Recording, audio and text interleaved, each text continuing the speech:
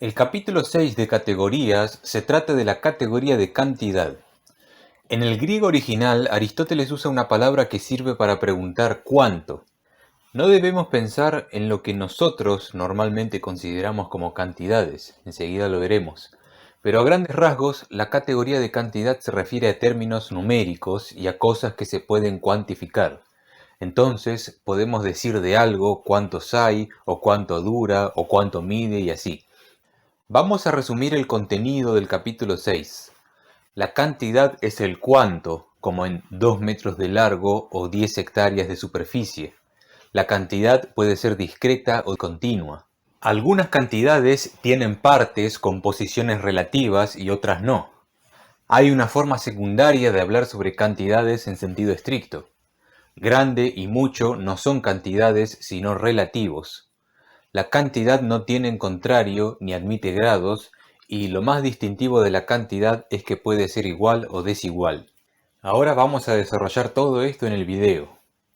En primer lugar, tenemos que distinguir la cantidad discreta de la continua. La cantidad discreta es la que está hecha de partes separadas que no se unen entre sí en ningún punto. Aquí está el número justamente. Los números no tienen un límite común compartido. Por ejemplo, el 4 está hecho de 2 más 2. Esos 2 son cantidades aisladas que no se funden entre sí. Quizás en la escuela nos dijeron que 2 y 2 se juntan para formar 4, pero esto sería una representación de la suma. También podríamos pensar en la recta numérica o en la idea de secuencia en la que cada número está unido al otro, pero para este filósofo los números no tienen continuidad. Sin embargo, no queda claro qué es el número, más allá de que es una cantidad discreta. Aristóteles no cree que los números existen más allá del mundo físico y concreto, pero lamentablemente no desarrolla en profundidad esta cuestión. Dentro de la cantidad discreta también está el lenguaje, o más bien el discurso o la palabra hablada. Nos parece raro que el lenguaje sea una cantidad, así que tengamos en cuenta que en el griego y también en el latín antiguo, las palabras, sobre todo en poesía, se medían en sílabas largas o cortas, y las sílabas, como los números, están separadas entre sí, por lo que el lenguaje está dentro de este tipo de cantidad. Por las dudas, Aristóteles no está hablando de fonemas, que es un concepto moderno, sino de sílabas, como en blanco. Cada sílaba es una cantidad discreta que no se une con las demás para hacer lo que es. Por otro lado, está la cantidad continua, cuyas partes están unidas entre sí en un límite común. Aquí está la línea, el plano y el cuerpo. Una línea está hecha de partes que se unen en un punto. Las partes de una superficie o plano se unen en una línea, y las partes de un cuerpo o sólido se unen en un plano. Evidentemente Aristóteles se está inspirando en la geometría para establecer la cantidad continua, pero también nos resulta extraña esta clasificación. Normalmente pensamos que estas cosas tienen una cantidad, como una línea tiene 2 metros o una superficie tiene 2 hectáreas, no que son cantidades. Quizás Aristóteles se refería a longitud, ancho y profundidad, pero ¿por qué no lo dijo así explícitamente? Es como si estuviera clasificando cosas con cantidad, no cantidades en sí mismas. Otra cuestión, él dice que el cuerpo es una cantidad continua, pero ¿no es acaso también una sustancia, como dice en su obra Los Tópicos? Porque un cuerpo y una sustancia de tal o cual tipo son una y la misma cosa. O en su obra sobre el alma. Parece que los cuerpos especialmente son sustancias, particularmente los cuerpos naturales, que son los principios de otros cuerpos. ¿Será que Aristóteles está siendo inconsistente o que en distintos momentos de su trabajo desarrolló criterios diferentes sobre el cuerpo y la cantidad? Siguiendo adelante, la cantidad continua también incluye al tiempo y espacio. En el tiempo, el presente está unido al pasado y al futuro, y el espacio está hecho de lugares o puntos que son continuos entre sí. Cabe aclarar que Aristóteles tiene más cosas para decir sobre el tiempo y espacio en otros libros como la física y la metafísica. Tendremos que hablar de esto algún otro día. Ahora bien, hay otro criterio para la categoría de cantidad. Por un lado está la cantidad compuesta de partes que tienen una posición relativa. Un punto de una línea está situado junto a otro. Lo mismo sucede con el plano, el cuerpo y el espacio, pero no con el tiempo, curiosamente. Por otro lado, está la cantidad no compuesta de partes que tienen una posición, como el número. De nuevo, Aristóteles niega la continuidad de los números. Lo mismo pasa con el tiempo, porque, según él, las partes del tiempo, o sea, los momentos, no perduran, así que no pueden tener posición. A lo sumo, las partes del número y del tiempo tienen un orden. Un momento viene después de otro, el 5 viene después del 4 y así. Pero esto no es equivalente a decir que tienen una posición determinada. Ahora viene algo curioso. Estas son cantidades en sentido estricto y primario: número, lenguaje, línea, plano, cuerpo, tiempo y espacio. Pero hay una forma derivativa de hablar sobre estas cantidades. Por ejemplo, decimos que una acción tarda cierto tiempo porque en el fondo el tiempo es lo que tarda. Solemos creer que una acción o proceso tienen una duración, como en este colectivo tarda 5 minutos en llegar a la siguiente parada. Pero Aristóteles nos dice que solo el tiempo en sí mismo es lo que tiene duración, es decir, cantidad.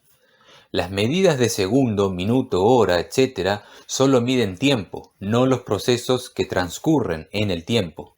Asimismo, solemos creer que los objetos tienen una magnitud, como cuando decimos que este lápiz mide 17 centímetros, pero esta solo es una forma derivativa o secundaria de hablar sobre la cantidad. Lo fundamental es que el espacio que este lápiz ocupa mide 17 centímetros, no el lápiz en sí mismo. No que tenemos que cambiar nuestra manera de hablar, ni que este lápiz o cualquier otra cosa no tienen una cantidad. En efecto, este lápiz tiene una cantidad, pero solo en sentido secundario, cuando decimos que tiene 17 centímetros. Tenemos que entender que en sentido primario y estricto, lo que tiene cantidad es el espacio y las demás especies que vimos. Quizás Aristóteles nos parece dogmático en este punto. Antes de hablar de un sentido estricto de cantidad, primero tendría que haber definido clara y completamente la naturaleza de la cuantificación y la medición.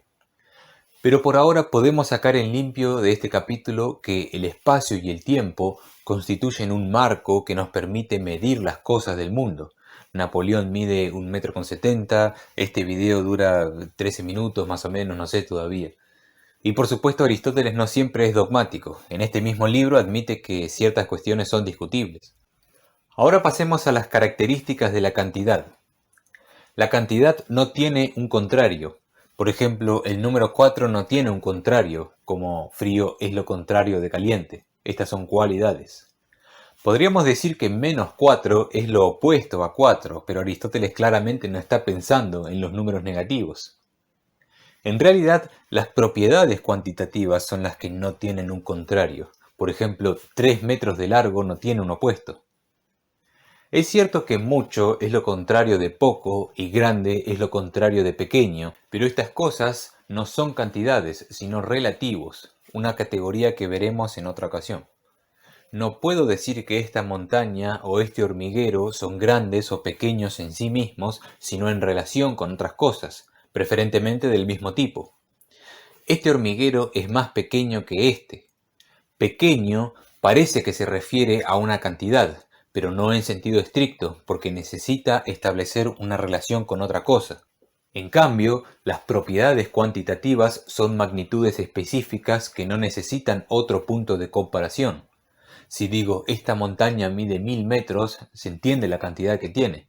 Pero si digo esta montaña es grande, falta aclarar que es grande con respecto a qué. Sin embargo, esto trae más preguntas. Si grande es un relativo porque algo siempre es más grande que, entonces cosas como frío, dulce o duro también deberían ser relativos, porque yo tengo que decir que algo es más frío que o más dulce que. Pero para Aristóteles estos no son relativos, sino cualidades. Parece que la categoría de relación es la que genera algunas dificultades. Volviendo al texto, las relaciones grande y mucho tampoco tienen un contrario en sí misma, llegado el caso. Este árbol puede ser grande y pequeño, depende de la cosa con la que se lo compare, pero nada puede admitir contrarios al mismo tiempo. Algo no puede estar frío y caliente a la vez. En suma, no necesariamente mucho es lo contrario de poco, ni grande es lo contrario de pequeño. Pero, ¿por qué no? El hecho de que algo sea grande y pequeño a la vez en función de un punto de referencia no demuestra que no son contrarios. Además, yo puedo tener conocimiento de algunas cosas e ignorar otras al mismo tiempo, y el mismo Aristóteles afirma que el conocimiento y la ignorancia son contrarios. Luego, el filósofo afirma que acaso el lugar es una cantidad que admite contrarios, ya que abajo parece ser lo contrario de arriba. Pero en realidad decimos estas cosas en relación con otra, el centro de algo, así que abajo y arriba no son estrictamente contrarios. A esta altura, Aristóteles dice al pasar algo muy interesante. La gente define los contrarios como aquellas cosas en el mismo género que están más distantes entre sí. O sea, cuando pensamos en contrarios, pensamos en términos espaciales. Lo que está más lejos del bien es el mal. Lo seco es lo más distante a lo húmedo. Pero esa distancia solo es metafórica, porque en el espacio no hay contrarios, solo posiciones. Otra característica de la cantidad es que no admite grados. El 3 no puede ser más o menos 3. 5 metros no puede ser más o menos de lo que es. Un periodo de tiempo no es más o menos tiempo que otro. Esta característica es compartida con la sustancia, que tampoco admite grados, como hemos visto en el capítulo 5. Pero lo más distintivo de la cantidad es que puede ser igual o desigual. Este cuerpo sólido es igual a este. Esta línea es igual a esta y así. Todo lo demás que no es una cantidad no puede ser igual o desigual. Recordemos que las categorías son tipos de predicados. Entonces, cuando yo predico una cantidad de un sujeto, puedo predicar una igualdad o desigualdad.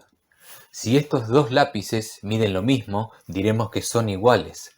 Pero si los dos son rojos, son similares, porque rojo es una cualidad. En realidad no parece muy convincente esta distinción entre igual y similar, debemos decir. Por lo general nada nos impide decir que dos cosas son iguales porque tienen el mismo color. Ahora bien, Aristóteles también habla de la cantidad en su libro La Metafísica, pero en otros términos, lo que nuevamente hace pensar que el filósofo desarrolló diferentes criterios para la cantidad a lo largo de su obra. Por ahora espero que haya quedado un poco más claro el panorama sobre este capítulo de las categorías.